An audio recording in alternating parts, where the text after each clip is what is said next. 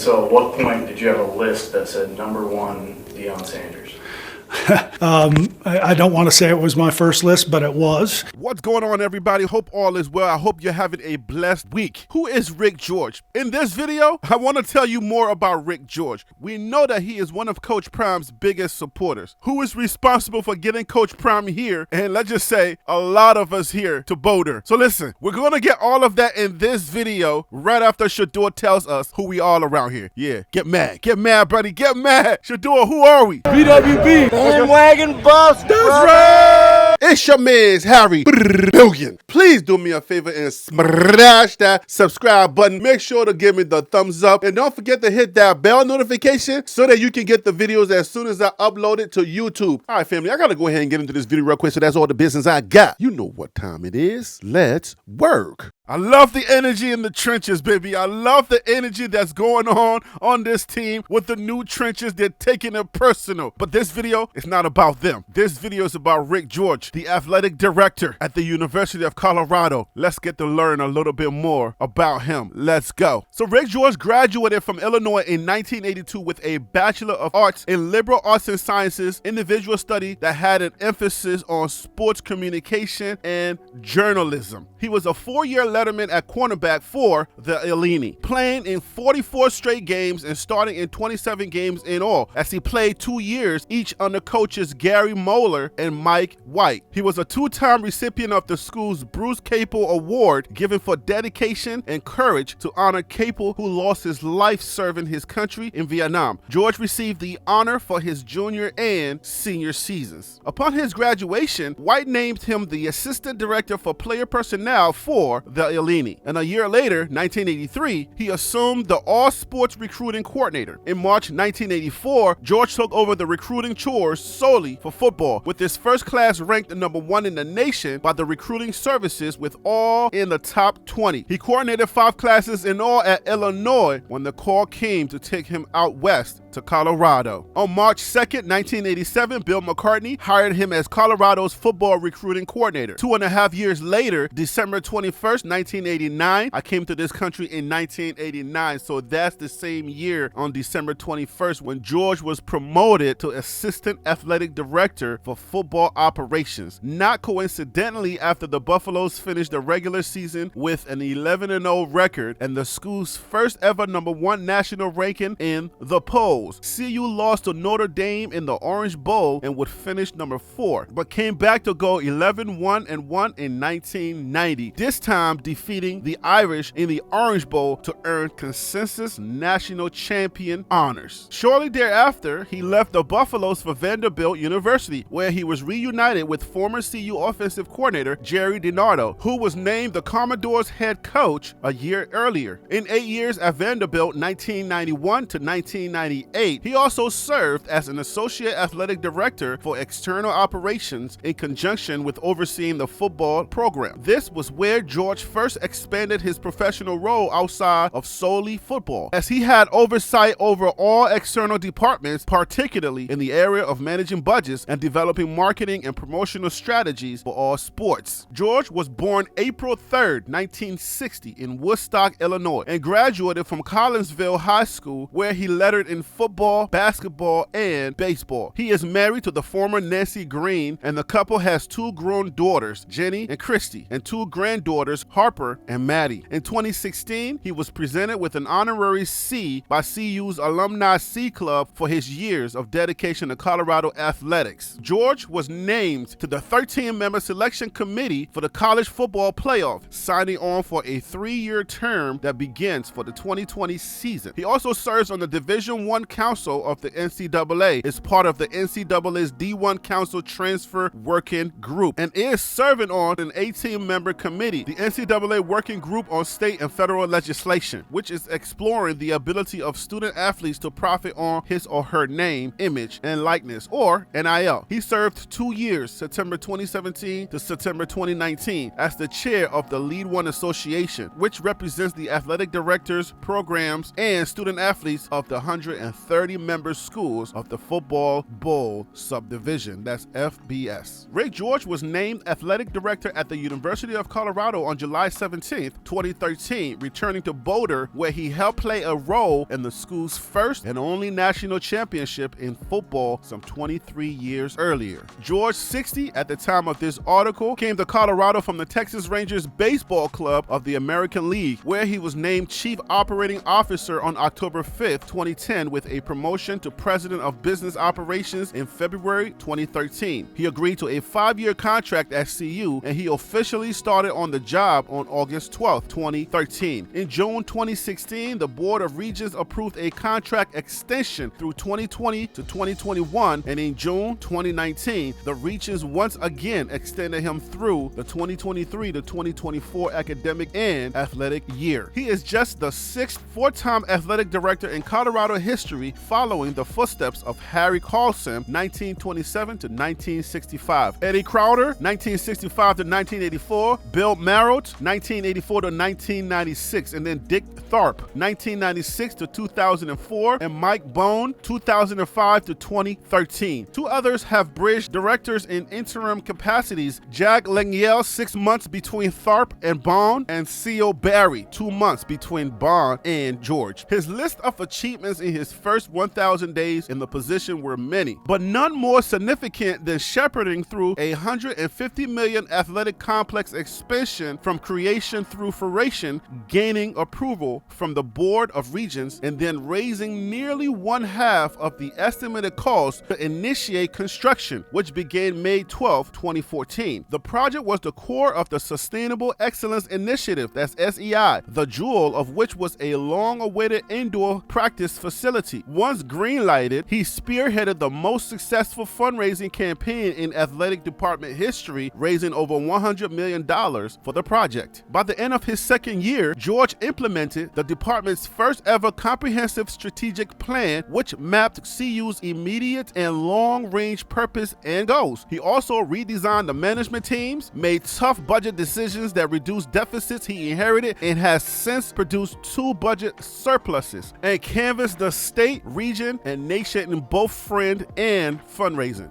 The department is now in the second year of the second 3-year plan orchestrated by George through 2020 to 2021. In his 4th year in the position, 2016 to 2017, 13 of CU's 16 athletic teams were at one time or another ranked amongst the nation's top 25, including all 5 in the fall. Skiing is a co-ed program with combined rankings. Included in that group was the football team, as the Buffaloes returned to the national rankings for the first time in 11 seasons. But all but one team competed in the postseason, most in NCAA championships, with football making it to a bowl game for the first time since 2007, and both basketball teams going to their respective NIT events. In 2019, he was one of 30 named to the prestigious National Football Foundation's Team of Excellence, highlighting those NFF board members who played football and have gone on to success in life. In the spring of 2020, on the 50th anniversary of Earth Day, he was the recipient of an Individual Achievement Award, recognizing his leadership in the sports sustainability programs he developed in the athletic department, as well as the Pac-12 Conference, in which 2015 he drove the creation of the league's sustainability conference. His dedication in the area of sustainability that has attracted many purpose-driven corporate sponsors engineered the global debut in the summer of 2019 of the Novel Ball aluminum cup that eliminates the use of recyclable or composable plastics. Hosted the first fan engagement for Sustainability Think Camp that produced a strategy that inspires fans to be more sustainable at home, work, and play. Signed the first U.S. collegiate commitment to the UN Sports for Climate Action Charter, and continued to lead the nation's first NCAA Division I green sports program, Ralphie's Green Stampede.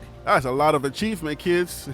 Ray George ain't playing, boy. You thought this was just a regular guy at this job? This dude is a trailblazer, man. Ray George is a beast. That dude is a monster. No wonder he went after Coach Prime and got him. He has been recognized 3 times, 2014, 2018, and 2020, by the CU Student Athletic Advisory Committee as its choice for Staff Member of the Year. No token award. The group acknowledged his attendance at most home athletic athletic events, regular meetings with team captains of all programs to interact with them and receive their feedback, his willingness to meet with any student athlete and that his door is always open to them, and his overall leadership, especially through times of crisis such as the COVID-19 pandemic. George brought the most diverse background to the position than any before him at Colorado. All 5 others had extensive and primarily exclusive college athletic histories, the only exception being when Merritt left CU after 10 years as ski coach to lead the U.S. Olympic ski team before returning, and Tharp, who was a university attorney with strong CU Boulder campus ties. While George began and worked in the collegiate athletic world for the first time half of his professional career, he stepped outside that box for the second half. George was with the Rangers for less than 3 years, but saw the team win 2 American League championships and compiled a 243-179 record, .580 winning percentage during his time there, second best in the major leagues during that time frame. As the COO, he worked closely with team president and CEO, Baseball Hall of Famer Nolan Ryan, and was responsible for all facets of the Rangers' business operations, including oversight of all sales and marketing efforts, broadcast and communications, ticket and suite sales, naming rights, etc., in addition to overseeing the finances, human resources, and operations departments. Like I said,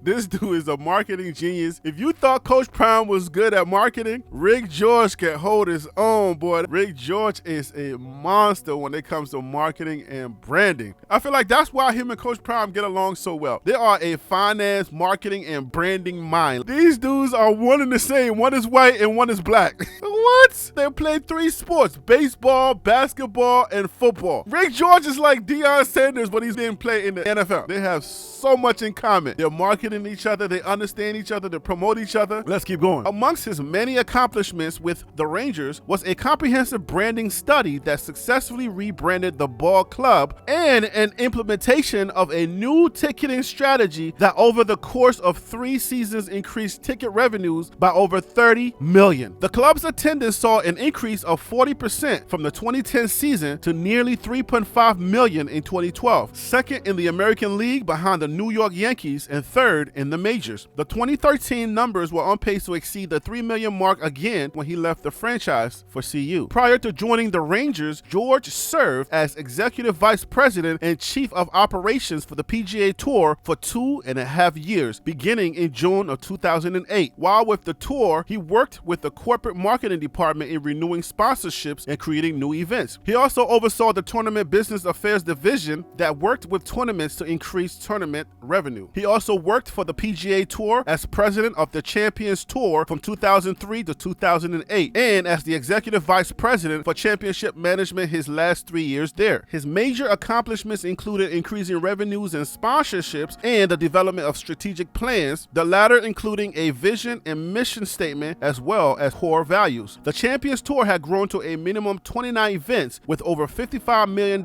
in prize money when he left for the PGA Tour. From 1998 to 2003, George served as the president and CEO of the 4Kids Foundation, a 501c3 organization that raised money for children's charities via golf-related events, where he led rebranding and organizational efforts that resulted in increases in charitable giving to the foundation. That's a money man, boy. Just like George knows if you want to turn over a program, you go get yourself a Prime, you go get yourself a George if you want to turn around a program. Let's follow the money just a little bit about Rick George, my guy, from the Denver Post. CU Regents approved 3-year extension for athletic director Rick George. Pretty Ricky, what it is, what it does, and what it's gonna be, my guy. Colorado wants to keep Rick George around a while and affirmed that on Thursday by approving a contract extension and slight raise for the Buffalo's athletic director. CU Regents voted 9-0 to extend George's contract through June 30th, 2021, and increase his base salary to $754,314 per year. Hired in August of 2013, George's original 5-year deal ran through August 31st, 2018, and had a base salary of $700,000. Just like our student athletes, Rick George is performing at a high level, and his accomplishments reflect positively on the university. Chancellor Phil DeStefano said, "In the 34 months since George was hired, CU Athletic has garnered more than $100 million in fundraising efforts." Some of the other stuff we covered previously, so we're going to skip forward just a little bit. I know nationally he's well respected. When people would talk about the University of Colorado athletics and Rick George, he brings a lot of credibility to the university. In the amendment to George's contract, several incentives were changed. George would receive a $25,000 bonus for each varsity team that records a perfect APR score of 1,000. So I think APR there would mean annual percentage rate. If I'm wrong, just correct me in the comments. We got to keep going. His previous contract had a $10,000 bonus for each perfect score. In the latest APR report released in April, 9 CU teams scored 1,000. If the average grade point average of all student athletes matches or exceeds the average GPA of the undergraduate students at CU Boulder, George would receive a bonus of 100,000. His previous deal had a 50,000 bonus for incentive. In addition to the fundraising goals already outlined in George's original contract, there were 3 other fundraising goals added. If those goals are met, he could receive bonuses of $150,000 in the summer of 2019, 2020, and 2021. George will receive a $50,000 bonus if the average attendance for football games at Folsom Field is at least 42,000. We already know what happened to those numbers when Coach Prime arrived, right? It was like 47,000. So let's say that was 2019, 2020, and 2021. When Coach Prime got there, even if it stayed at 50,000, he got his 50,000 for sure under Coach Prime's tenure, 2023, first year. Under his previous deal, average attendance needed to reach 50,000 for him to get that bonus. George will also receive a 50,000 bonus if the average attendance for men's basketball games at Coors Event Center is at least 9,800. In the previous deal, that incentive didn't kick in unless average attendance was at least 10,750. They're like,